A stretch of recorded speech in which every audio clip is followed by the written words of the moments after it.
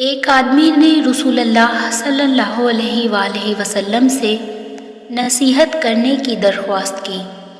رسول اللہ صلی اللہ علیہ وآلہ وسلم نے فرمایا، اللہ سے شرم کرو جیسے کہ تم اپنے خاندان کے نیک اور شریف آدمی سے شرم کرتے ہو۔ فقیر کی بات۔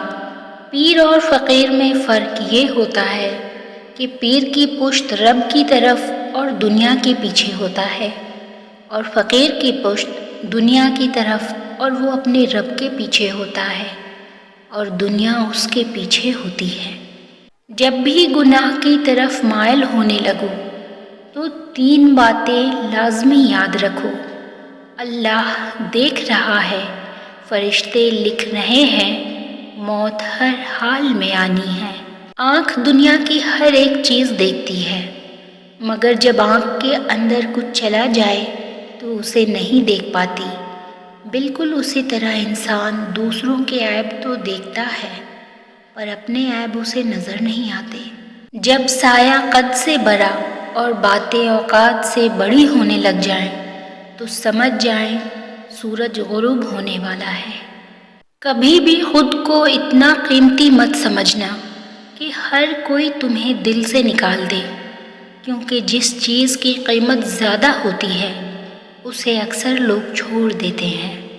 بہت خوبصورت بات، زندگی میں خود کو کبھی کسی کا عادی مت بنانا، کیونکہ انسان بہت خود غرض ہے۔ جب آپ کو پسند کرتا ہے تو آپ کی برائی بھول جاتا ہے، اور جب آپ سے نفرت کرتا ہے تو آپ کی اچھائی بھول جاتا ہے۔ سہنے والوں کو اگر صبر آ جائے تو کہنے والوں کی اوقات 2 کوڑی کی رہ جاتی ہے۔ زبان سے اتنا ہی بولو جتنا کان سے سن سکو۔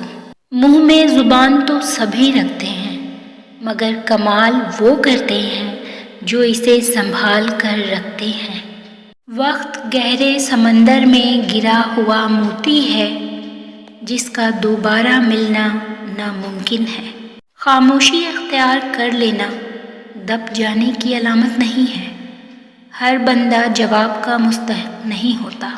رزق ہو یا محبت، قدر نہ کرو تو خدا چھین لیتا ہے۔ لوگ تم سے چاہے جو بھی چھین لے پر تمہارا مقدر نہیں چھین سکتے۔ بدگمانی اور بدزبانی 2 ایسے عیب ہیں جو انسان کے ہر کمال کو زوال میں بدل دیتے ہیں۔ جب تمہیں خوشیاں ملنے لگے تو 3 چیزیں کبھی مت بھولنا: اللہ کو، اللہ کی مخلوق کو اور اپنی اوقات کو۔